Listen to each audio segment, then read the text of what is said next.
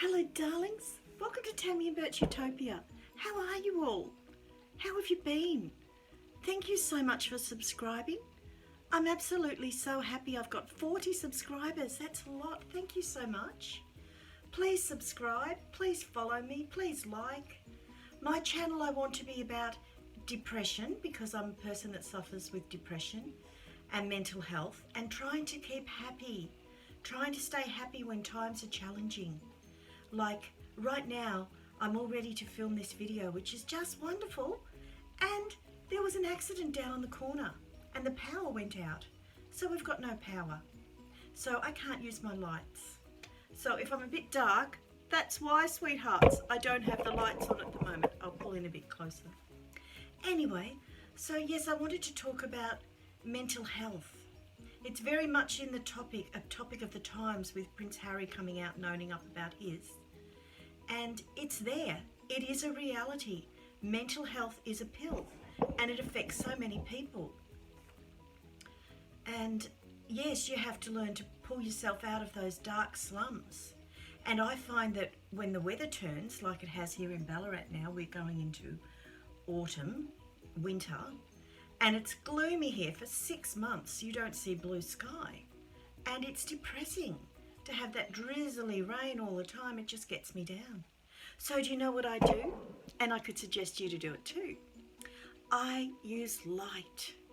I find that if I put all my little lights on around the house, and I've got quite a few of them, and I use my candles, I have these wonderful rechargeable candles. Look at these. And you recharge them overnight. You can pop them on and they flicker away. And I use those, pop them in the dark spots where the lights aren't. And yes, and I do that. And it just makes me feel happier because I've got light around me. I have to have light.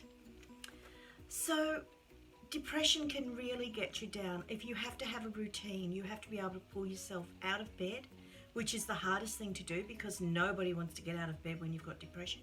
You just want to follow along in the same old, and just curl up into a ball and forget about the world. And pretty much I did that.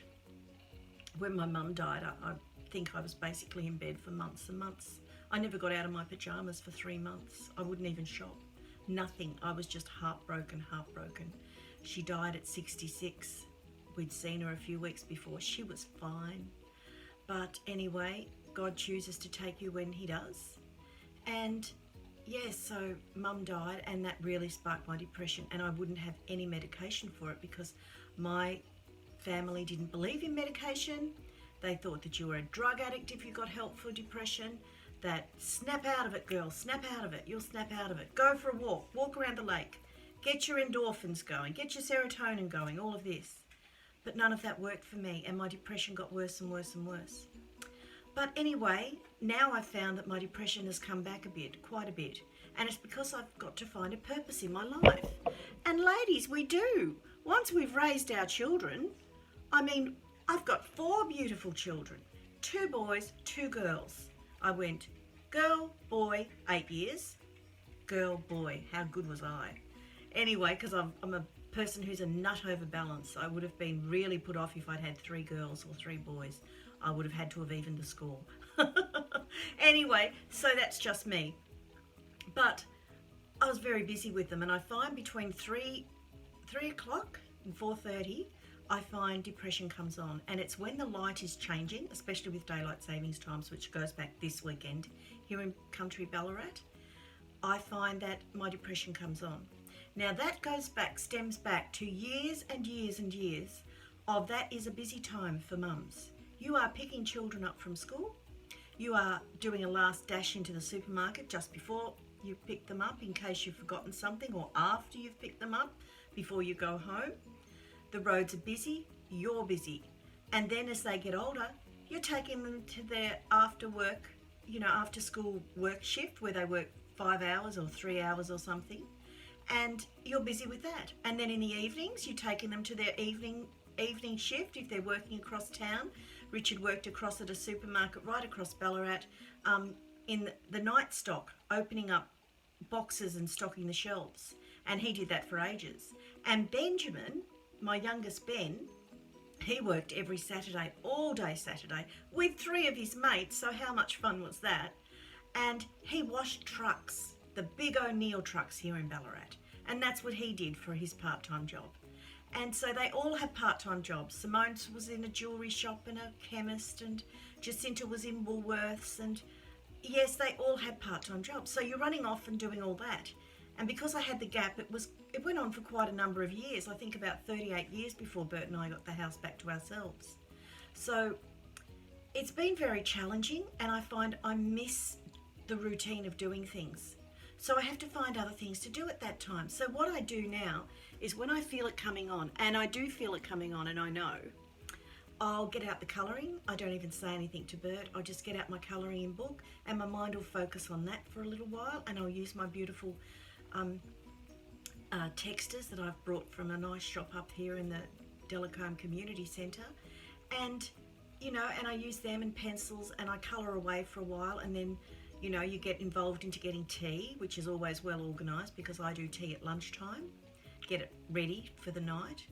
And yes, so you get into doing something, and then I'll journal, so to take my mind off it, and that helps me. It might help you too. Please leave a comment if you find it helps you, if you do things like that too.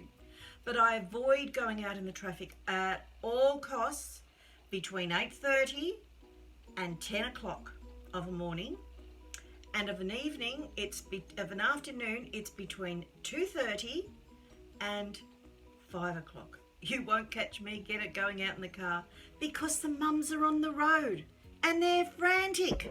They've got everything to do. And I mean, I know what it's like, and I think I don't want to be part of that traffic. I don't want to be in that kerfuffle. So I avoid those times altogether. Let me know if you do the same. Actually, through lockdown, Bert and I found our life didn't change because I rarely leave the house, apart from shopping. And I'm not a shopper, never been a shopper. I cannot see the sense in walking around shops for no apparent reason, just to walk around shops and look at things. I've never seen the point in it.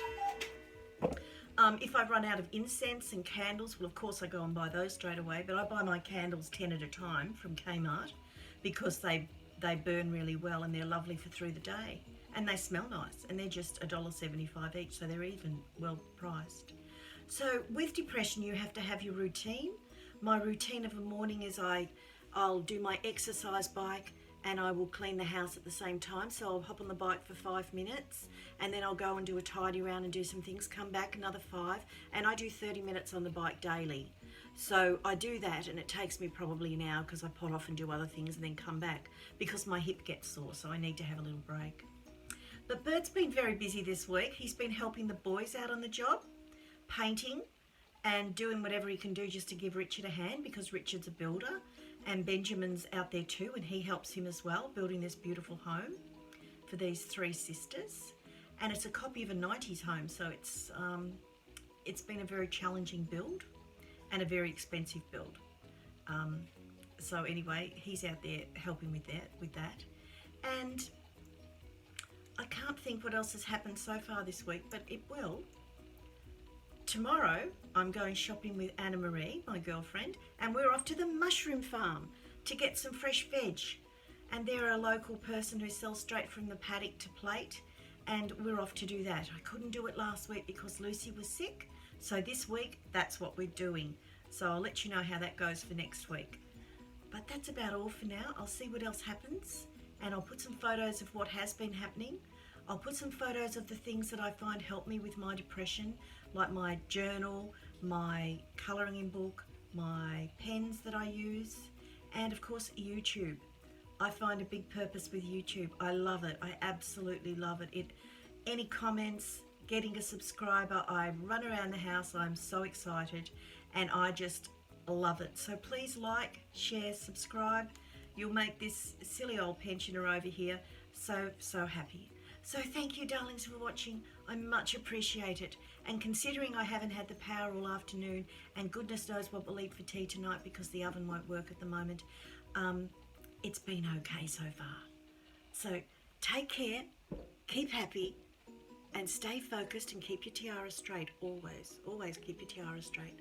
Lots of love from Ballarat. Lots of love from us.